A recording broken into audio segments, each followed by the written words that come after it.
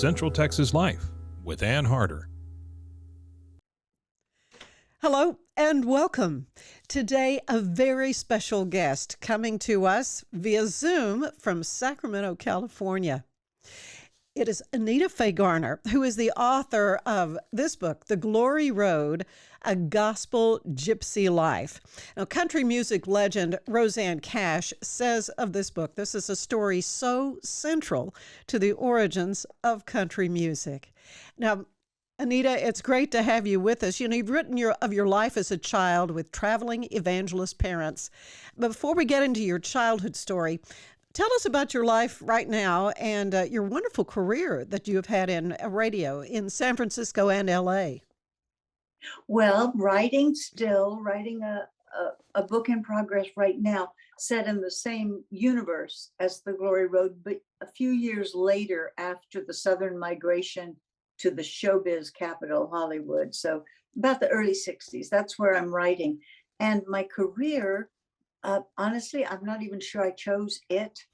Although I used to complain as a little girl about being wakened on a Saturday morning to go sing on the family's radio program. Wouldn't you know, I just stayed right in front of a microphone for the next several decades. So basically raised on radio and then stayed. Well, radio is a great career. We have a mutual friend, J.D. Hinton. In fact, he's the reason we're having this conversation. He contacted me. We worked together at WACO, or we both worked at WACO, put it that way, back many years ago. And he told me about your book. Anita, I couldn't put it down. I mean, it's so well written. Your writing style is so compelling. Thank you. For this to be your story, this is, about your close relationship with your brother, your colorful California granny that you had, but it really is about your parents, Fern and brother Ray Jones. Let's talk about, first of all, how long have you been writing this story? I mean, we're both baby boomers. This was taking place, back in the 50s and 60s, right? Time-wise, yeah. I started writing this years and years ago, decades ago, stories, essays, complaints when I wrote as a child. And then I wrote a version for the stage, which instead of being called a musical, we called it a play with music, because the music was not original it wasn't written for the show. It was my mother's music. If you hear dogs barking in the background, that's quite all right. They're in the other room and they have piercing little barks. I started out to write this as a memoir. Once I decided I would pull together everything I had written, I was going to write my life story. Interesting thing happened on the way to writing a memoir. The characters, the times, if you think about the times, the 50s, the 60s, back to the 40s, segregation in the Deep South, the religious transition from formal to personal Jesus, the evolution of music, it turned into really sort of a novelish music memoir. And I think it features probably more people than myself. It features them more than me, I should say.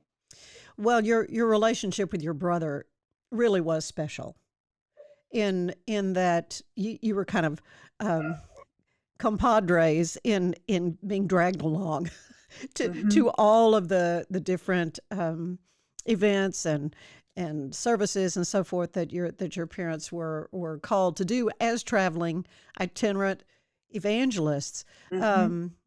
He really kind of, Leslie sort of expressed his anger about the whole situation maybe a little bit more than you did. Is that? Well, in fact, I don't know how I would have survived or who I would have been without Leslie Ray. We're just 20 months apart. He was angry at the way we were being raised. I would say that he got mad and then I got sad. But he was far braver in my estimation. As a little girl, I would see him rebel and I would think, oh man, I wish I were strong enough to do that. So I would just follow along and he led the way. We just didn't like being itinerant musicians and being preachers' kids under tents. We just didn't love it.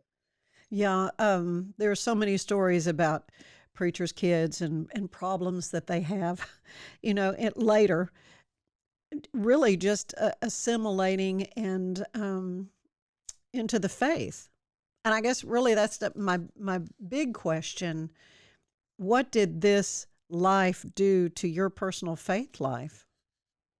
Well, interestingly, I am a believer. I'm a person of faith, have been, but I don't think I see um, God in the way that he was pictured to me as a child. Now, my father was one of the early fundamentalists, very, very strict, faith healing only, no makeup, no movies, no dancing. And his was the only way into heaven. And when I say things like that, it sounds like I'm painting a picture of a man who would be hell to live with, but indeed he was a very kind man, very gentle man. And Leslie and I came to know early on that he really did believe that we would go to hell if we did not accept his mandates. And so you can see that that sets up a conflict that simply can't be resolved unless one of you bends. So, sometimes I'm not sure whether Leslie was angry or whether he just developed early on a very strong desire to not be told what to do.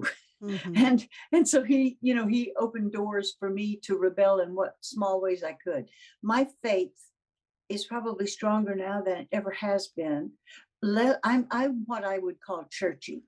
I enjoy the rituals in church. I can go to anybody's worship service with them and see what it is from that worship that gives them comfort. Now, my brother never again sought solace Mm. in church. That's what I feared that probably was the case. Mhm. It was such a I mean, you're saying your dad wasn't harsh except in his belief system of what had to happen, how you had to behave. Well, if you look at from, and believe me, I would have written this book earlier if I could have, if I had forgiven.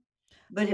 it was when I began to know that I had to finish the book that I realized, oh, I think I finally let go of so much of that resentment. Mm. But I had to come to the conclusion, and I think Leslie did too, that it must have been awful for Daddy to look at two kids whom I'm sure he loved and believe we were going to hell. Think about that. If his belief was so strong that if you didn't, you had to have a personal conversion experience, you had to speak in tongues, you had to be baptized, then there was a whole list of thou shalt nots. He truly believed that if any of those was breached, we would end up in hell. And of course, we breached them. And Yeah. so we were stuck for the rest of our lives knowing that we were not going to be able to gain Daddy's full acceptance. Well, he had an opportunity, Leslie, Ray did, to sort of escape. And that was via your grandmother, your Yes. mom's mother. And Hmm. again, what a colorful figure she was. Quite the rebel, I guess, herself. Of course, I think she loved her daughter and was very concerned about her health. And Hmm. that's something that sort of came out later in the book when she had your little sister, when your mom had your little sister, and of course, again, the times being what they were, probably didn't talk about women being pregnant. Didn't those kind of things were sort of kept from the children, but there was so much that was kept from you and your brother. Hmm. And Grandma Kay, which is what we called her, she married for a second time, and his last name was unpronounceable for us. So she was Grandma Kay. Yeah, she was our favorite sinner. My dad thought that everything she did was a sin, and we couldn't wait to learn more about it. So when we were with her in California, we got to observe how some other people live. Yeah, she and my mother Fern had a relationship that I've since seen in many families. They simply couldn't do without each other, and then they couldn't do when they got together. Mm. Somebody would blow up. But yeah, the big issue was my mother's religion and the fact that it precluded doctor visits, and mother had some serious health issues. So her mother, of course, was never going to approve of their choices. And it affected you as well. I mean, I think Of course. you had a real problem that your father would not seek medical care, and I got the impression you felt like, well, he just doesn't care about me. Well, If it's he's hard not, when you're little, and when you're little and you find out that there's a doctor in town and that other people go see him. yeah, uh, Leslie and I were always playing catch up in terms of feeling less than normal. And whatever normal was, and believe me, we lived a whole bunch of places for a couple of years, a year, a few months. We would observe how other kids reacted to things and what they did. Well, they all went to doctors mm, and we didn't. And it was very difficult to feel that your parents liked you when they wouldn't get you help when you were sick. You were taken down to the altar and prayed over. yeah. Your your study though of the personalities involved, family members that you knew so well, but I love what you wrote about Grandma Kay saying, I don't believe Leslie Ray expected Grandma Kay would fill any of the emotional gaps left by never having a real relationship with an on duty mother.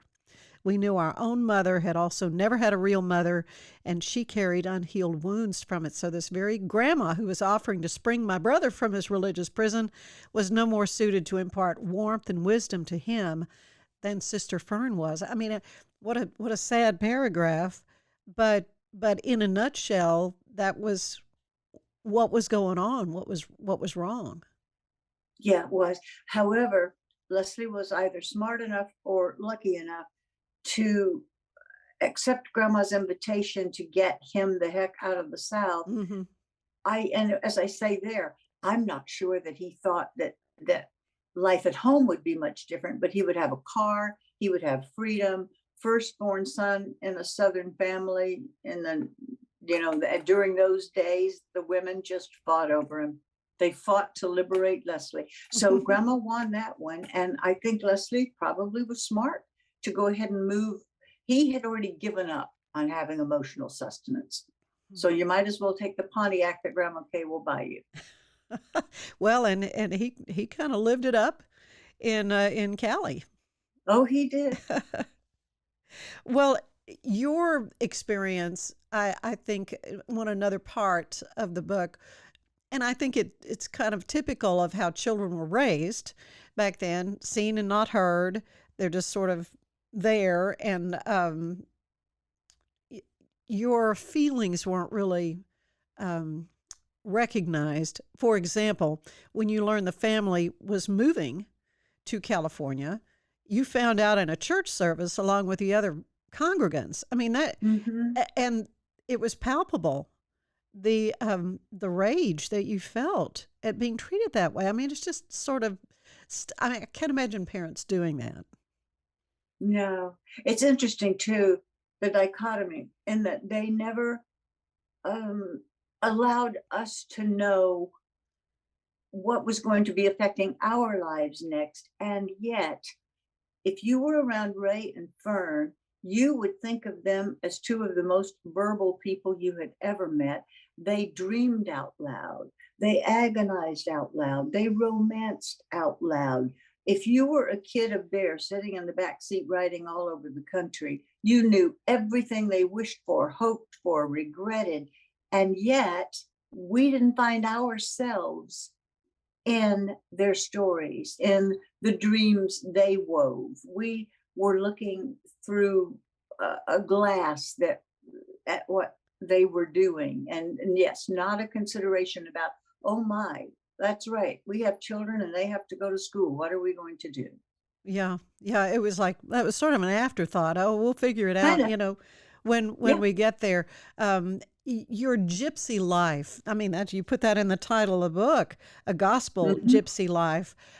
I mean, that's seems to be the crux of what you were longing for, and that was some stability and Hmm. something to really hang your hat on as this is home, this is a place for me. And when we come back, we're going to talk more about that and talk more about your mom and her remarkable career and some of the music she wrote. So stay with us.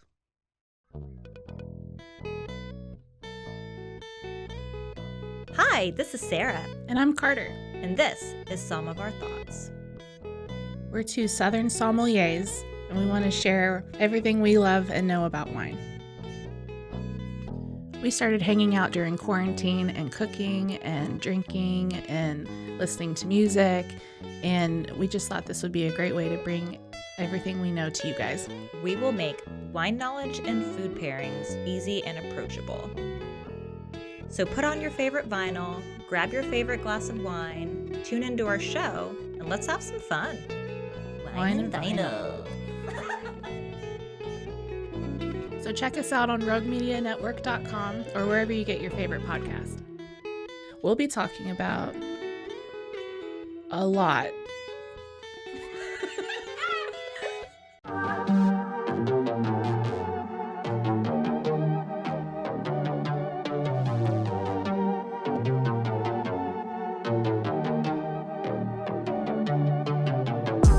Hey y'all, I'm April, Hi, I'm Caroline. and we have a new podcast for you. What's it called, Caroline? Bloody Happy Hour. It's going to be your new favorite guilty pleasure. We're going to talk about some bloody stuff. Serial killers, true crime, Rape. rapists. Why not join us? We'll have a good time. You literally never know. I don't know what I'm going to say. Bloody Happy Hour. Apple Podcasts, Spotify, or wherever you listen to podcasts.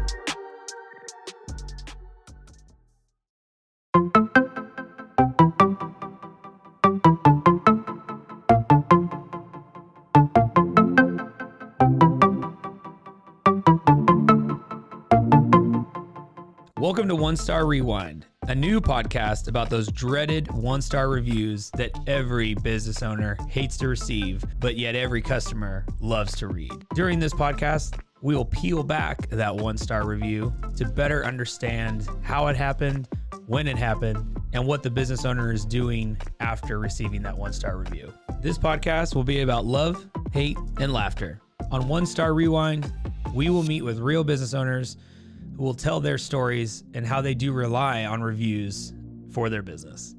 Follow us on Facebook, Instagram, or download us at roguemedianetwork.com. Please subscribe, but only rate and review for not a one-star review. Join us each time for a new review and a new story.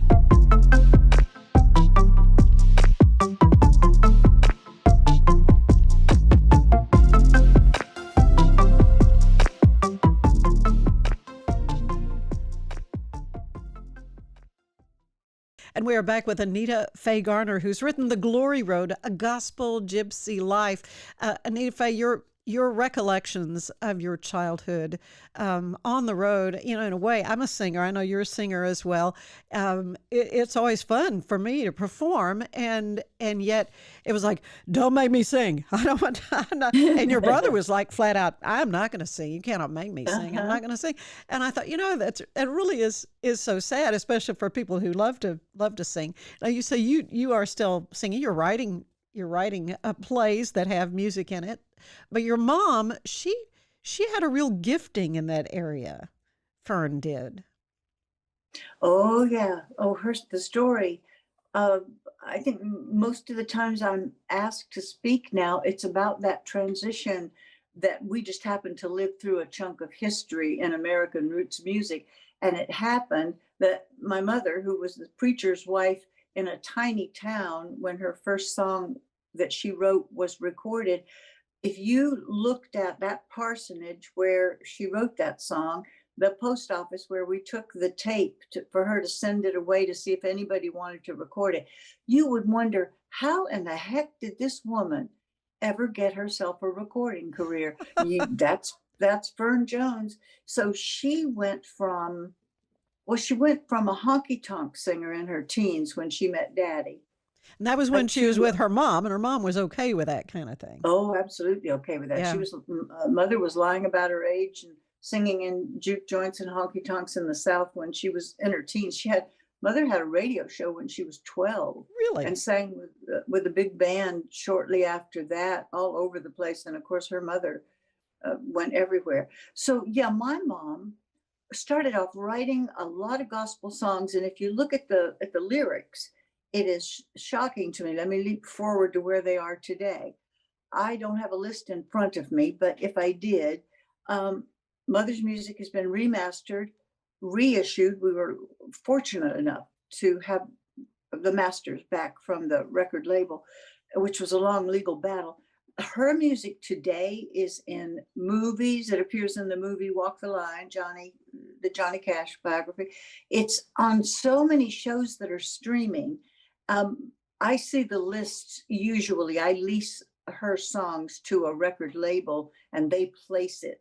So she's recently been on just about every streaming service you can mention. And when we'll be watching a show and up will come my mom singing, and it's exactly the sound that fits the scene. And you think, how did this happen? This was a song that she wrote in the 1950s that is appearing on Apple TV right now.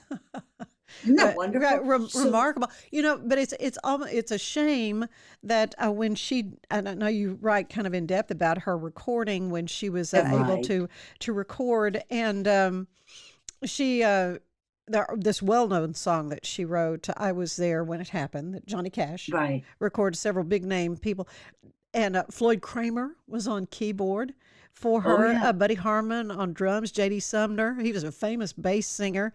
He sang with the Sunshine Boys. They were on backup. So, I mean, she had some really big name, they became very big name musicians in Nashville. And those guys, you just show them once and she couldn't read music.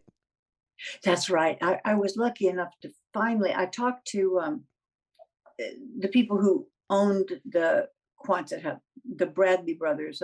Owen was Patsy Cline's producer, and she recorded at the Quonset Hut, which was right across from RCA in Nashville, during a 2-week break when Elvis was home from the Army, which is how those studio musicians, that A-team, was gathered together. JD was Elvis's favorite gospel singer, Blackwood Brothers plus JD Sumner. Mm-hmm. So Elvis was at RCA making, I can't remember the name of the album. Mother was over at the Quonset Hut where Patsy Cline recorded, but Mother was before Patsy. And they just shared the band back and forth. And that's all due to the Bradley brothers, Owen and his brother. One of the interesting questions somebody asked me recently at an event was about her lyrics, because she was a believer. And as far as Leslie and I could ever figure, and believe me, we scrutinized every aspect of our parents, she really did believe the same way Daddy did. But their love affair was such, they must have had some sort of a deal that he would never ask her to change her style. So she went right from the honky tonks, married this high country tenor, Daddy, who played rhythm guitar and has a high tenor voice. He sang as country could be. And so if you listen to their music, and do when you get a chance, you can find it everywhere. He's still singing Appalachia and she's singing rockabilly. Well, that's how she sang church services, which is how she began to gain some fame as a gospel singer. No white woman in the South sounded like Mother. In fact, she had trouble getting her records played in the South because she sounded like a Black woman, but a Black station didn't need Mother's voice. They had plenty of Black singers. See what? She was in a quandary. So here, decades later, she transitioned with Daddy through instrumentation. He was all for amplification of guitars and guitar solos. Mm-hmm. He never held her back, which always surprised Leslie and me. We sort of respected that about their relationship. But she had to kind of sneak around when it was sending her tapes out.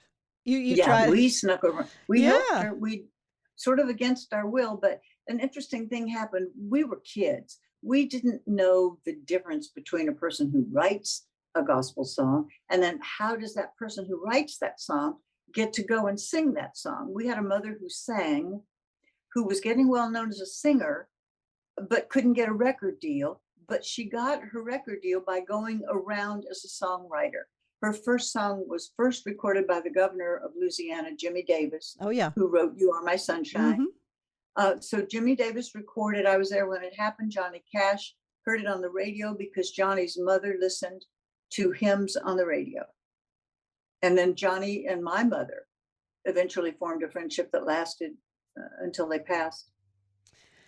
It's just so interesting how this really truly is the roots of this, and the wonderful Ken Burns series on country music was just was fabulous. And I love what writer producer of country music says. The Glory Road, this book, your book, takes us to an important cultural crossroad of America where gospel met rockabilly and Saturday night collided with Sunday morning in the late 1950s in the Deep South.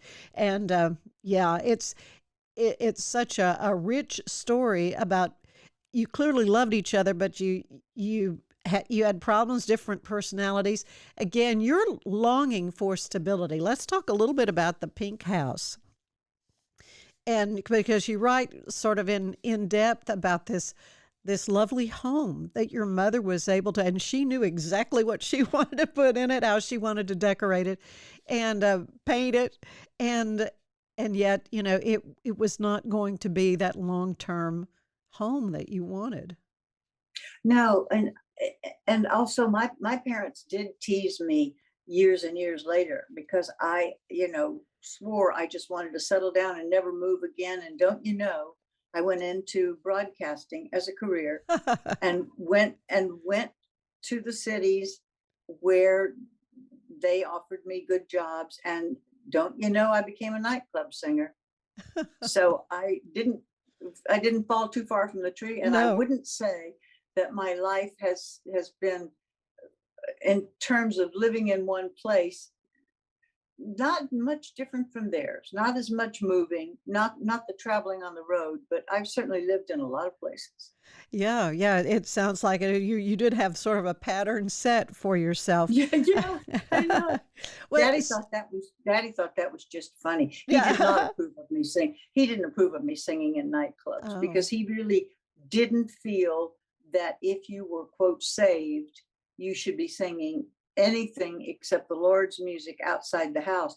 But inside the house, I wanted to make it very clear in my book, they consumed every kind Yeah. of music under the sun and recorded themselves singing every kind of music in the house. And it was lovely to hear.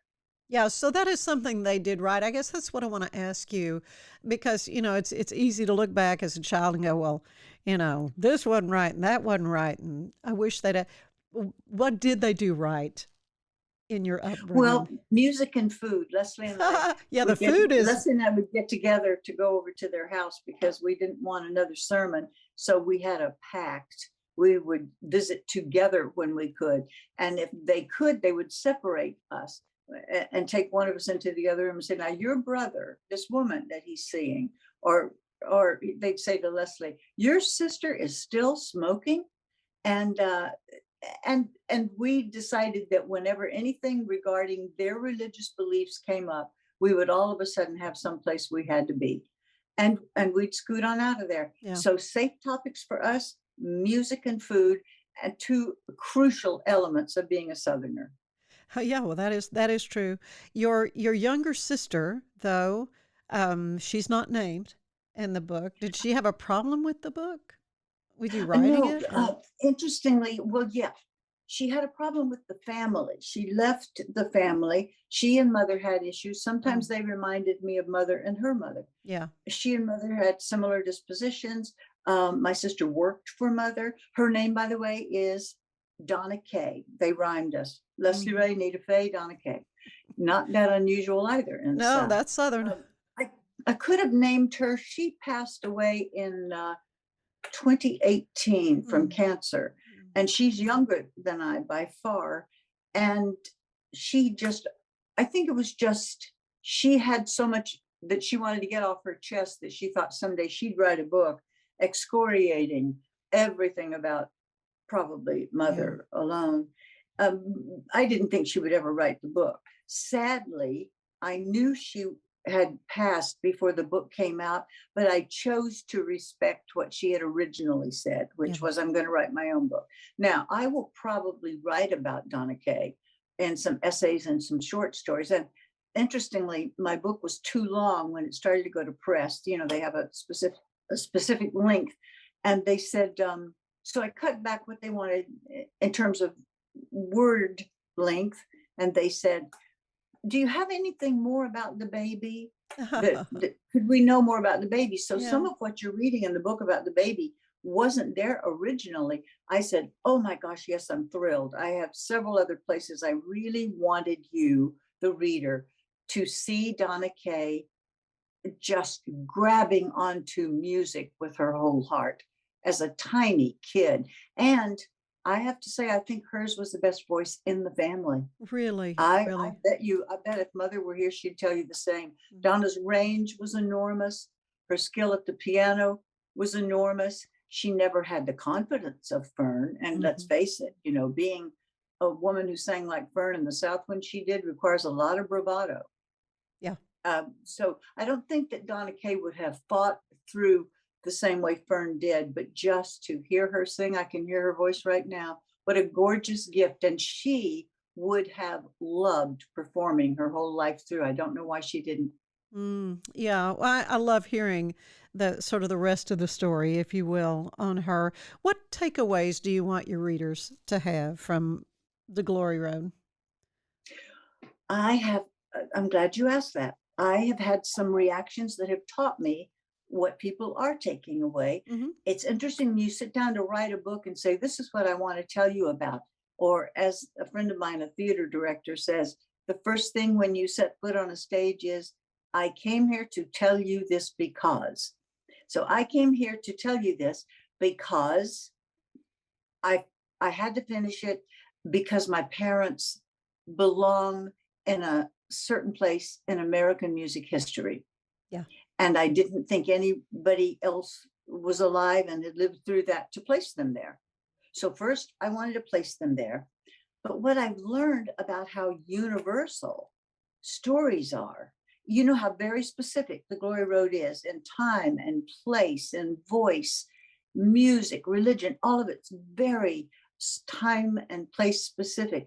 Readers are telling me that what they're taking, many of them, is that you can feel alienated early on and think this is going to affect you for your whole life through, and yet you can gain strength from it. There can be some sort of a platform that you build under you based on that alienation. And I've begun to call it the underparented.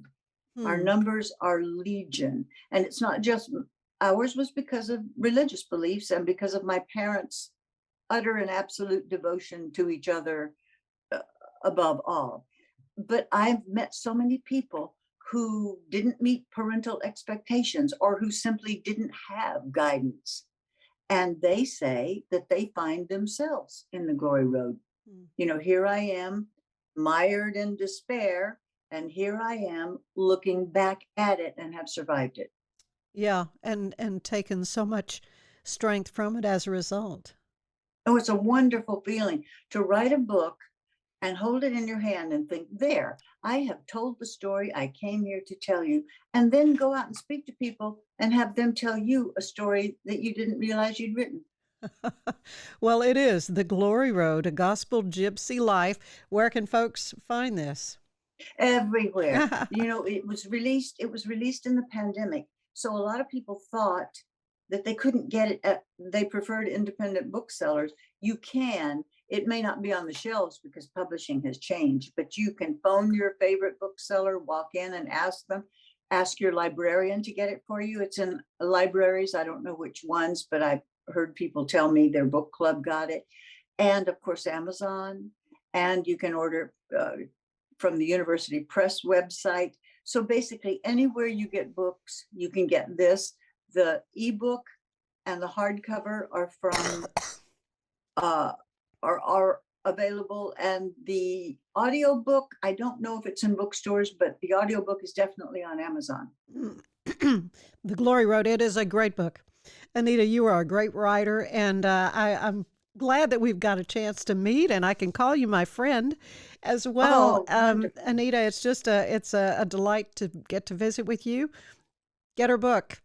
You will love it. Thank you so much. Thank you. Thank you all for being with us. We'll see you again next time.